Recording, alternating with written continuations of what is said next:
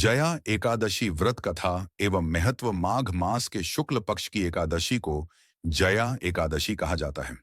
यह व्रत सभी प्रकार के पापों से मुक्ति दिलाने वाला माना जाता है।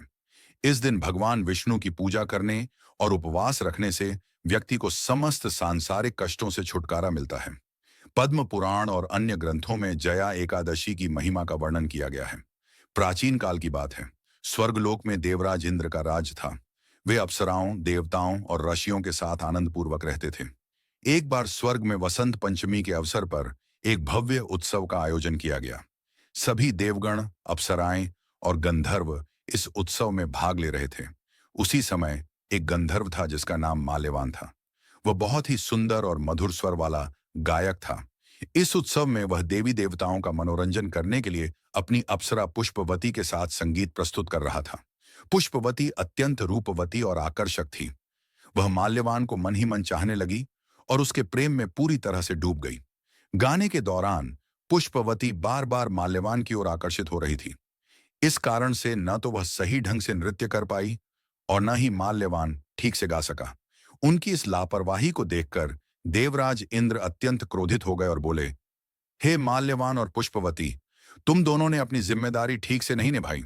संगीत और नृत्य में तुम्हारा ध्यान नहीं था, बल्कि तुम दोनों एक दूसरे की ओर आकर्षित थे।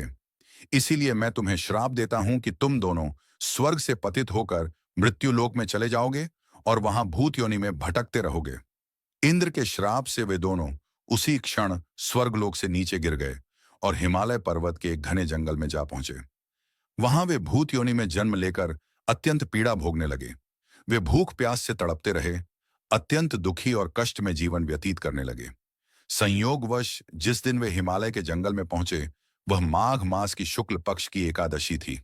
उस दिन उन्होंने अन्न और जल का सेवन नहीं किया और पूरी रात जागरण करते हुए एक दूसरे के दुख में डूबे रहे।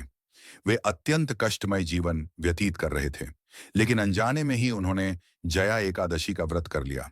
उनके इस अनजाने में किए गए व्रत से भगवान विष्णु प्रसन्न हो गए। भगवान ने उन्हें दर्शन दिए और कहा, हे माल्यवान और पुष्पवती, तुमने जया एकादशी का व्रत किया है, इसलिए तुम्हें भूत योनि से मुक्ति प्राप्त होगी। भगवान विष्णु की कृपा से वे दोनों तुरंत अपने पूर्व स्वरूप में आ गए और पुनः स्वर्गलोक में वापस चले गए। वहां जाकर उन्होंने देवराज इंद्र से क्षमा मांगी। इंद्र ने भी समझ लिया कि जया एकादशी व्रत का पालन करने से कोई भी व्यक्ति अपने पापों से मुक्त हो सकता है और उसे मोक्ष की प्राप्ति होती है। जया एकादशी व्रत विधि: प्रातःकाल उठकर गंगा स्नान या पवित्र जल से स्नान करें और व्रत का संकल्प लें।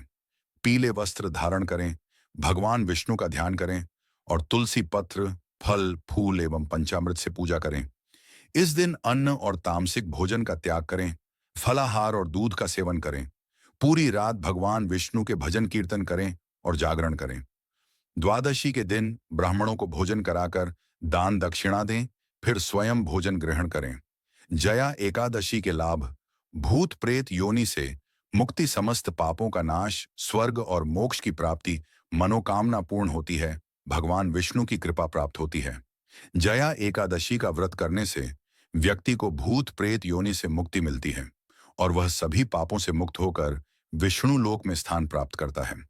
इस एकादशी का महत्व इतना अधिक है कि इसे करने से कोई भी व्यक्ति मोक्ष की प्राप्ति कर सकता है। इसीलिए प्रत्येक भक्त को इस व्रत का श्रद्धा और भक्ति भाव से पालन करना चाहिए। श्री हरि विष्णु को नमन बकान। एंथ में वीडियो को लाइक करें, कमेंट करें, जय श्री भगवान विष्णु लिखें और हमारे चैनल को सब्सक्राइब करें और घंटी दबाना ना भूलें।